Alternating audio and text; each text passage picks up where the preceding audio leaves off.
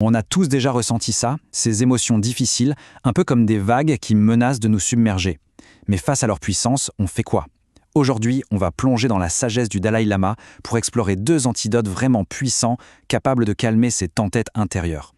C'est une bonne question, non? Pourquoi ces sentiments, la colère, la peur, pourquoi semblent-ils si solides, si réels? Eh bien, la réponse est assez profonde. C'est parce que, en quelque sorte, c'est nous qui leur donnons ce pouvoir. Voyons ensemble comment on peut le reprendre. Alors voilà comment on va procéder. D'abord, on va regarder en face le défi que posent nos émotions. Ensuite, on découvrira les 2 antidotes, la sagesse pour la clarté et la compassion pour la chaleur. Et pour finir, on verra comment ces 2 forces s'unissent pour nous transformer. C'est parti.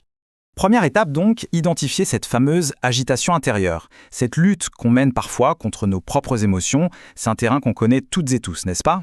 La colère, la jalousie, l'attachement. Attention, il ne s'agit pas de voir ça comme des faiblesses ou des défauts, pas du tout. Ce sont des expériences profondément humaines.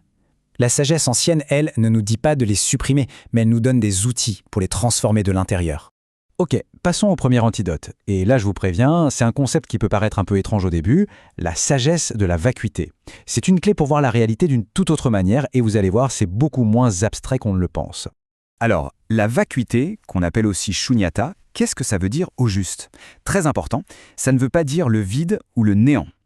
L'idée est beaucoup plus subtile. Ça signifie que rien, absolument rien, n'existe de manière isolée, de façon indépendante.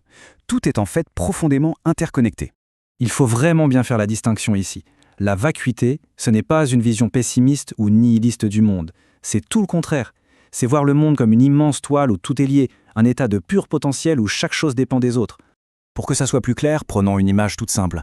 Est-ce qu'une vague est vraiment séparée de l'océan? Non, bien sûr.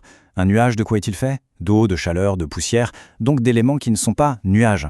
Voilà l'idée de l'interconnexion. Tout est toujours composé d'autre chose que soi. D'accord, mais alors, quel est le rapport avec la colère? Eh bien, quand on est en colère contre quelqu'un, on a tendance à voir cette personne comme une entité solide, intrinsèquement énervante. Comprendre la vacuité, c'est réaliser que cette personne et notre propre réaction sont le résultat d'une infinité de causes et de conditions. D'un coup, l'objet de notre colère perd sa solidité et l'émotion perd son emprise. Mais la sagesse, la clarté d'esprit ne suffit pas à elle seule. Il lui faut un cœur pour agir. Et c'est là qu'intervient notre deuxième antidote, le pouvoir immense de la compassion. Cette citation du Dalai Lama, elle est incroyable parce qu'elle change complètement notre perspective. La compassion, ce n'est pas juste un sacrifice qu'on fait pour les autres. Non, c'est en fait le chemin le plus direct vers notre propre bonheur. En souhaitant sincèrement le bien des autres, on cultive notre propre paix. Et ce qui est génial, c'est que la compassion, ce n'est pas un don magique. C'est un muscle qui s'entraîne. La méthode est très progressive et accessible.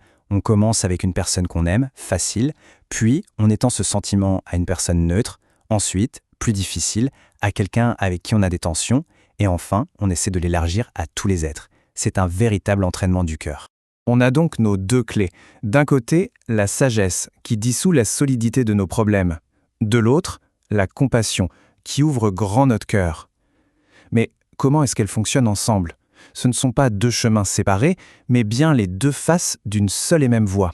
L'image qui illustre ça à la perfection, c'est celle des 2 ailes d'un oiseau. La sagesse sans la compassion, ça peut devenir froid, un peu distant. Et la compassion sans la sagesse, ça peut être naïf ou même nous faire des erreurs. C'est seulement quand les 2 travaillent ensemble qu'on peut vraiment s'envoler. L'objectif, au fond, c'est de transformer notre météo intérieure. Vous voyez, plus on cultive la clarté de la sagesse et la chaleur de la compassion, plus l'influence des émotions destructrices diminue. C'est un véritable rééquilibrage de nos forces intérieures. Et tout ça nous amène à une dernière question. Une question pour soi.